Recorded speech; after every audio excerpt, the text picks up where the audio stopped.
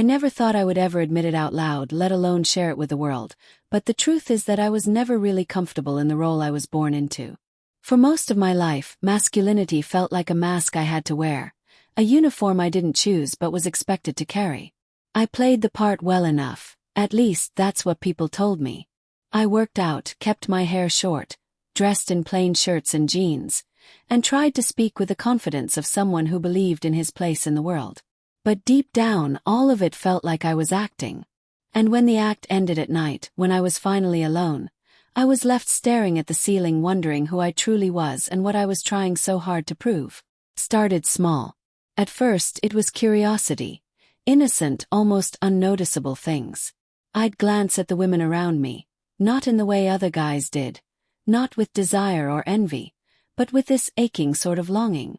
It wasn't just their beauty that caught me, it was the freedom they seemed to have in expressing it.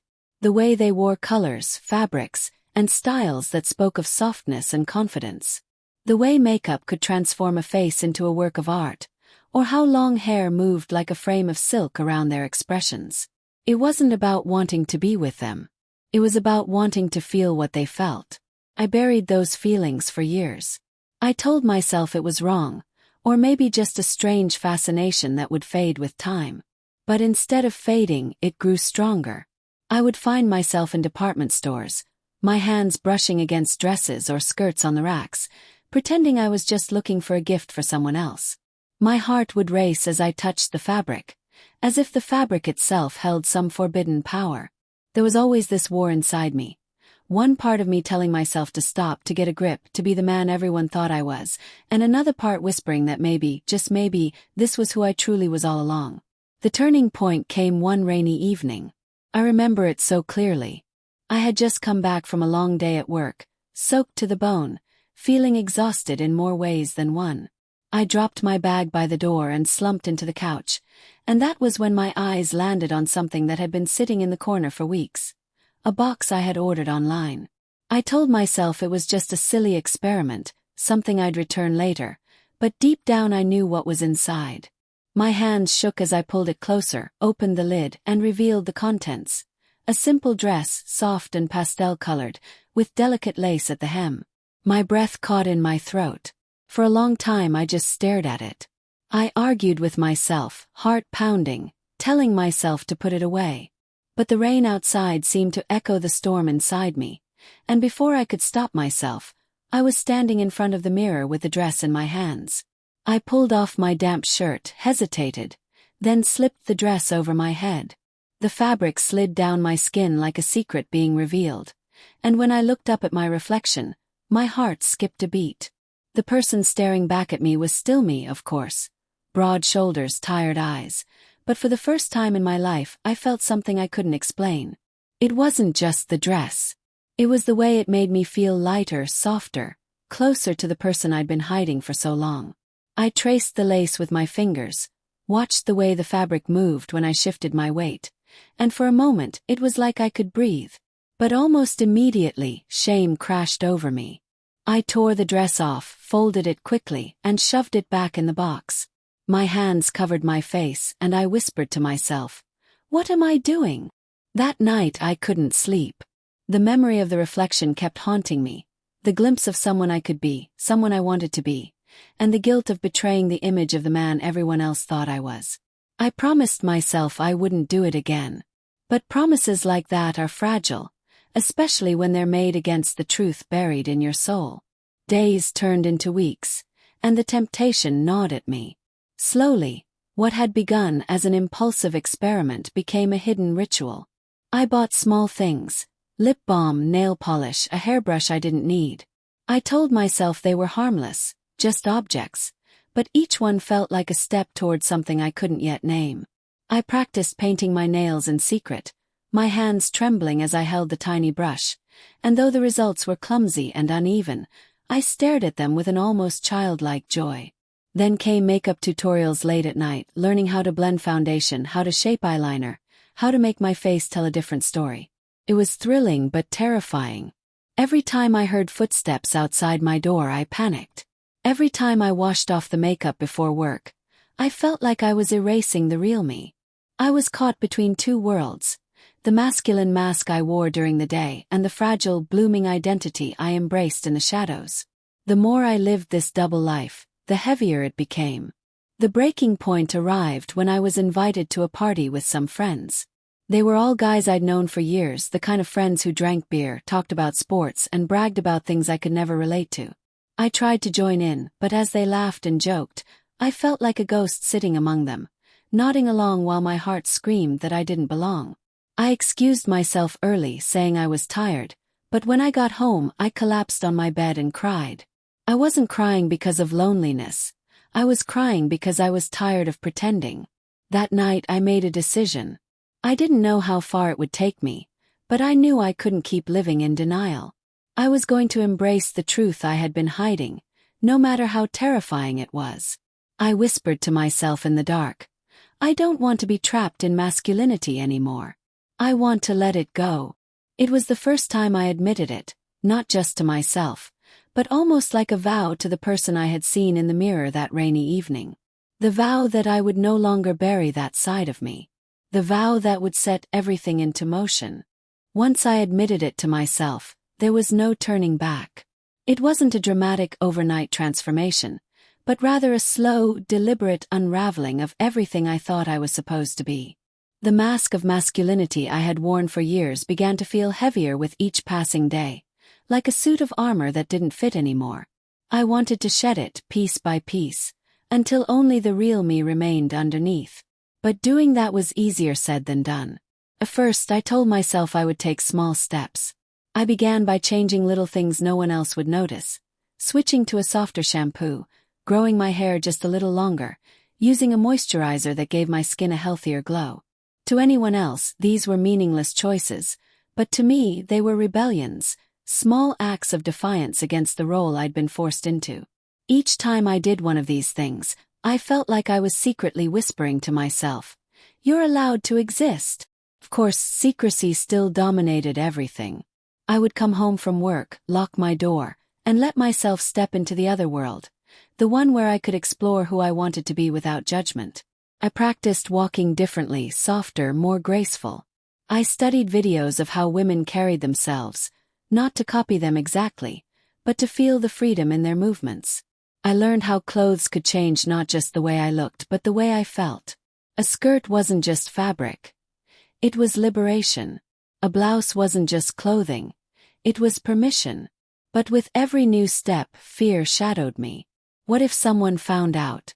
What if my friends discovered the dresses in my closet, the makeup hidden in my drawer, the voice I practiced late at night? The thought made my stomach twist in knots. I wasn't ready to explain myself to the world. I wasn't even sure how to explain it to myself. All I knew was that when I embraced femininity, I felt alive in a way I never had before. The first real test came when I decided to go outside. Not fully dressed, of course, but with something small. I painted my nails a soft, neutral color, just enough to notice if you were looking closely, and went to the grocery store. My heart pounded the entire time. I imagined every cashier, every shopper, every stranger's eyes staring directly at my hands, judging me, laughing at me. But the strangest thing happened. No one cared. People were too busy with their own lives, rushing past me with their carts, barely noticing. When I returned home and set my groceries down, I looked at my hands and smiled. It was such a tiny step, but it felt monumental. For the first time I had allowed the outside world to see a fragment of who I was becoming. That taste of freedom was addictive.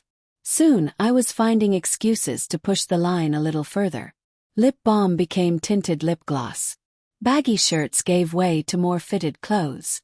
I bought shoes that were subtle but had just enough style to make me feel different. And each time I walked out the door, I felt a rush of adrenaline, as if I were sneaking pieces of myself into the open, daring the world to notice. But it wasn't all easy. The internal battle raged constantly. Some nights I would feel proud of myself, convinced I was finally on the path to being real. Other nights I would crumble into guilt, convinced I was ruining my life. I'd stare into the mirror and whisper, "What if this is wrong? What if I lose everything?" And yet, deep down I knew the truth. pretending to be someone I wasn't had already stolen so many years from me. If I kept living that lie, I'd lose myself entirely.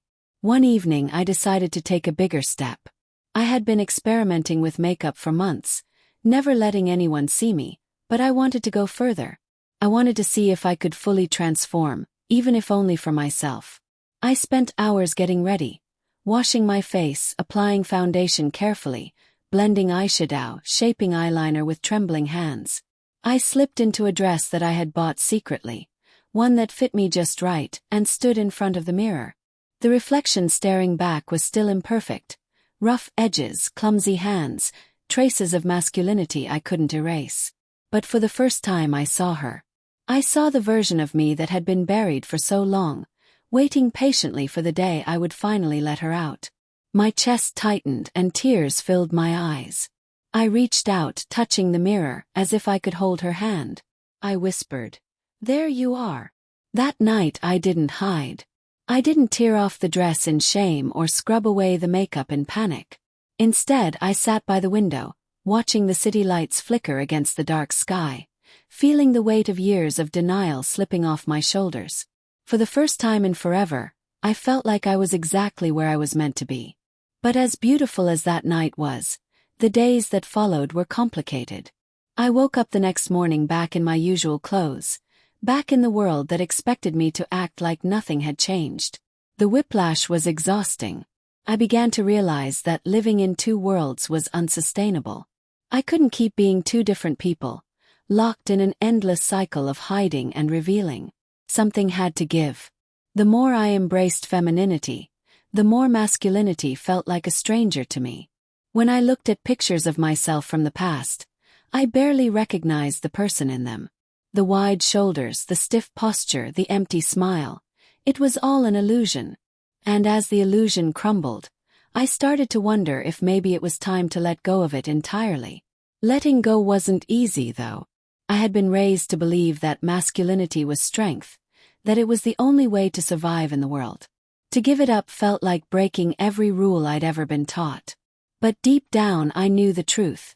Strength wasn't about pretending.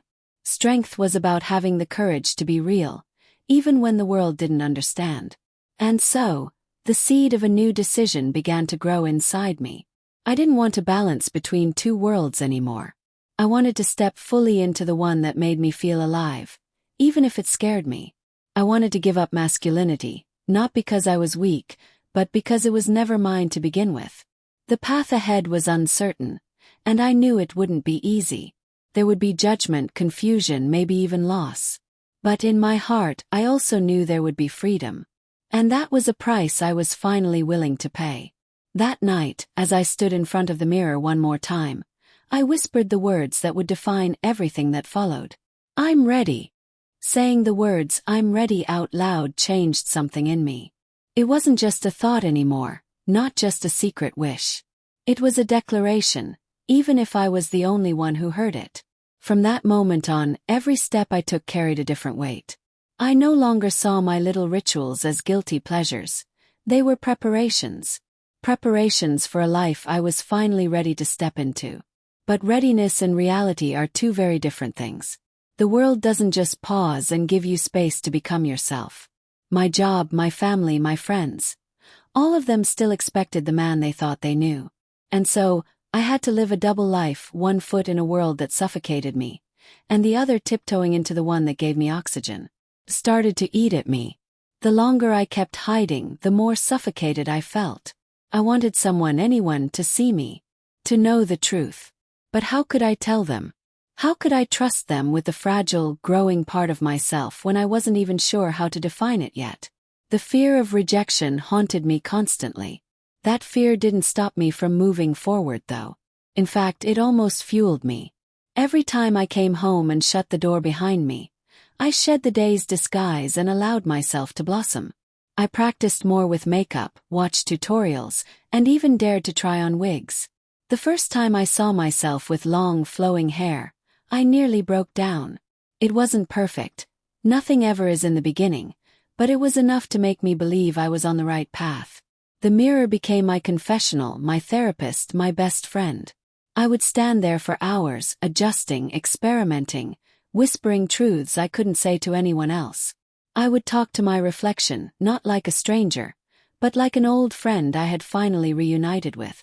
And sometimes, when the loneliness crept in too deep, I would even say her name, the name I had chosen for myself, the name no one else knew yet. It was my secret lifeline, a word that reminded me I wasn't crazy. I was real. Still, the fear of being caught was relentless. I remember one night vividly. I had spent nearly an hour carefully applying makeup, slipping into a dress, and practicing my walk when suddenly there was a knock at my door. Panic surged through me like lightning. My heart pounded so hard I could barely breathe. I scrambled to grab a robe, wiped at my face with trembling hands, and cracked the door open. It was just a neighbor, asking if I had seen a package delivered to the wrong address. I smiled awkwardly, muttered a no, and closed the door quickly. The second the door clicked shut, I collapsed against it, shaking. The close call terrified me, but even more than that, it made me realize how fragile my secret was. I couldn't keep living like a fugitive in my own home. I needed to find a way to exist without constant fear. But how? That question gnawed at me for weeks, until one evening when the answer came in the most unexpected way. I was scrolling through my phone late at night, feeling restless when I stumbled on a forum. It was filled with people sharing their stories of crossdressing, of exploring gender, of transformation. They weren't hiding, they were talking openly, supporting each other, celebrating each other.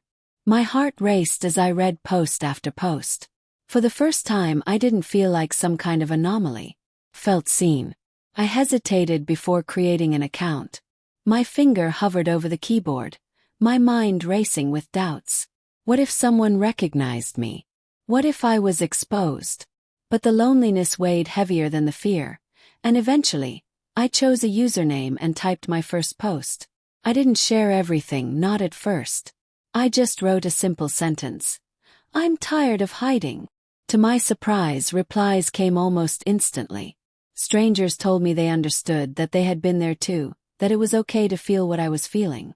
Some even offered advice about clothes, about makeup, about courage.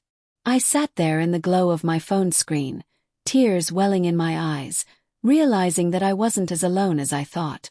That night was a turning point. For the first time, my secret wasn't just mine. I had spoken it, maybe not to the people closest to me, but to someone. And that made it feel more real. Slowly, I began sharing more. I posted pictures, at first only of small things like my painted nails or a new blouse. The responses were kind, encouraging, uplifting. Each comment was like a small light in the darkness, guiding me forward. And then one night, I gathered all my courage and posted a picture of myself fully dressed, makeup and all. My hands shook as I pressed upload. I expected silence or worse, ridicule. Instead, the replies poured in. Compliments, encouragement, even admiration. You look beautiful. You're glowing. You look happy. I stared at the screen in disbelief. For so long I had carried shame and fear.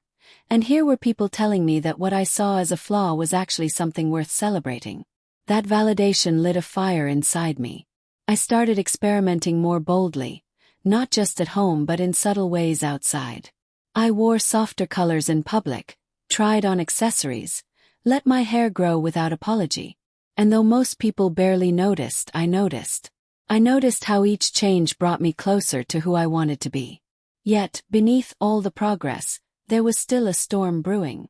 Because no matter how much I embraced myself in secret or online, the truth remained. The people closest to me still didn't know. My friends, my family, my coworkers, they all still believed in the man I was pretending to be. And I couldn't keep up the charade forever. The fear of that inevitable collision, between who I was inside and who they thought I was, kept me awake at night. Sometimes I imagined telling them and being embraced with love and understanding. Other times I imagined rejection, anger, abandonment. The possibilities tore at me, leaving me caught between hope and dread. But deep down, I knew I couldn't stay silent forever. If I truly wanted to give up masculinity, if I truly wanted to live as myself, then hiding was no longer an option. At some point I would have to take the leap. And as much as that terrified me, a part of me longed for it. Because maybe, just maybe, on the other side of fear there was freedom waiting. The decision to finally reveal myself didn't come in one clean, brave moment. It came slowly, like a tide rising higher and higher until it threatened to drown me. I kept telling myself I would wait until the right time. But the truth is there's never a perfect time to bare your soul. There's only the moment when the silence becomes heavier than the fear. That moment arrived one weekend. My sister called and asked if she could drop by for dinner. She had always been the closest person to me in the family. Sharp, honest, compassionate. If there was anyone I thought might understand, it was her. But still, as I hung up the phone, panic set in. Could I really do it? Could I really let her see me? I spent hours pacing my apartment, the weight of the decision pressing down on me. I imagined every possible outcome, from her embracing me with open arms to her walking out the door in disgust. My stomach churned, my palms sweated, and my mind spun in circles. But beneath all the fear was something stronger. Exhaustion.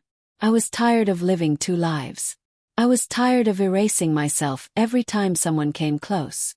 So I made a choice. That night I would show her.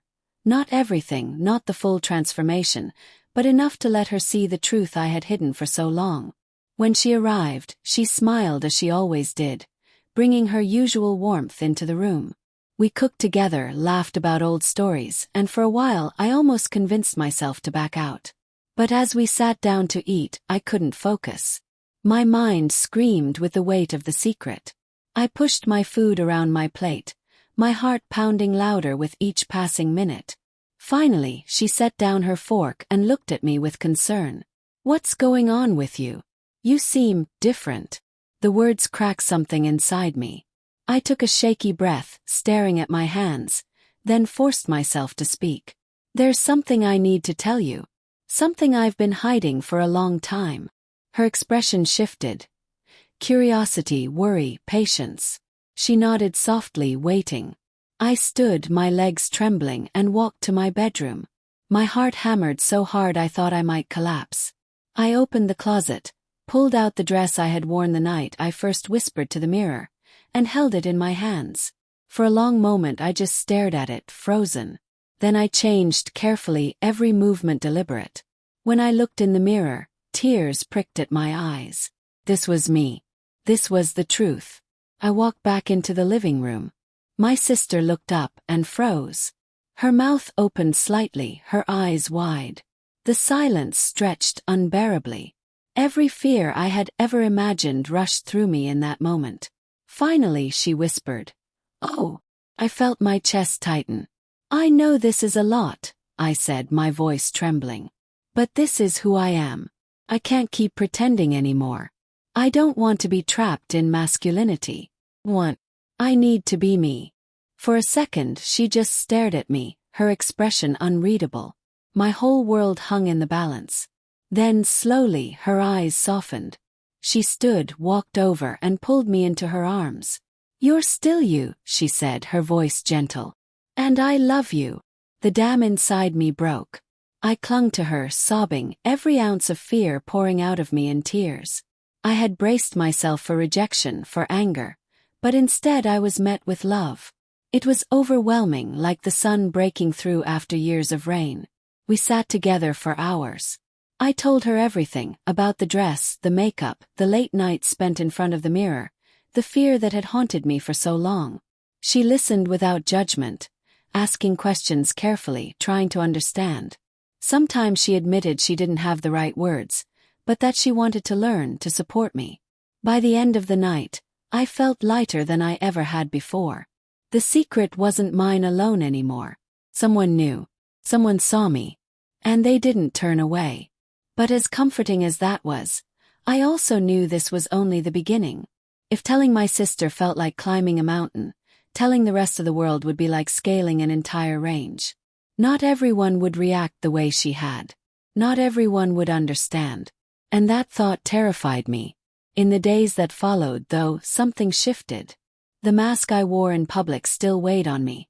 But now it wasn't quite as suffocating, because I knew at least one person had seen what lay beneath it. And with that knowledge came courage. Courage to imagine a life where I didn't have to hide at all. But courage isn't the same as readiness.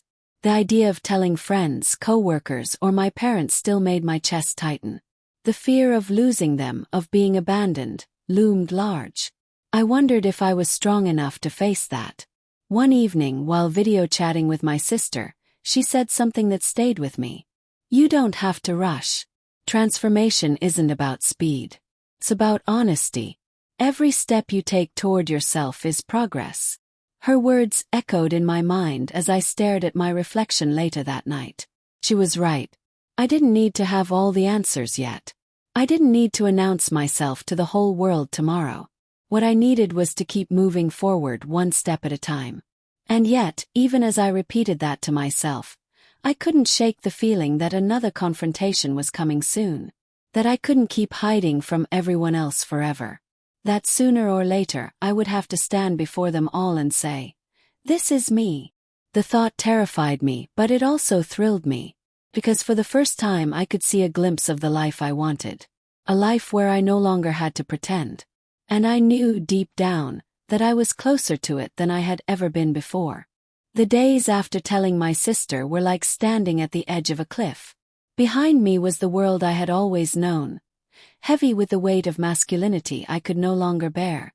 Ahead was the unknown, terrifying, vast, but filled with possibility. I knew I couldn't stay on the ledge forever. At some point I would have to jump. The question was, when? For weeks, I lived in a fragile balance. On one side, I was still the man everyone expected, the one who showed up to work in plain clothes, kept his voice even, and nodded along to conversations that no longer fit me. On the other side, I was blooming, slowly, carefully, letting myself exist in colors and shapes that felt real. The contrast was exhausting, like living two lives stitched together with fraying thread. The breaking point came one morning at work. A group of co-workers were joking about manliness, tossing around words and ideas that felt like chains around my chest. I laughed along weakly, but inside I was screaming. When I looked down at my hands I had painted the night before, still carrying the faintest shimmer of polish I hadn't fully removed, I realized I couldn't do this much longer. I couldn't keep erasing myself every morning. That night, I sat in front of the mirror, staring at my reflection. My sister's words echoed in my mind. Transformation isn't about speed. It's about honesty. And honesty demanded more of me now. I whispered to the reflection, to her, the me I had kept hidden for so long. It's time. The next step was terrifying, but I knew I had to take it. I decided to tell my parents. The thought made me nauseous. They were loving in their way, but also traditional, steeped in ideas of masculinity and strength. Would they see me as a disappointment? Would they turn away? I rehearsed the words 100 times in my head. The night I finally sat across from them, my hands trembled so badly I could barely hold my glass of water. My voice shook as I said, "There's something I need to tell you. Something important about who I am."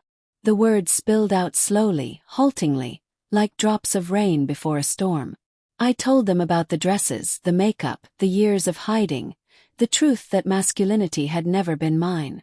I told them I wanted to live honestly, to stop pretending, to embrace the self I had always felt but never shown. Silence followed. My heart thudded painfully in my chest.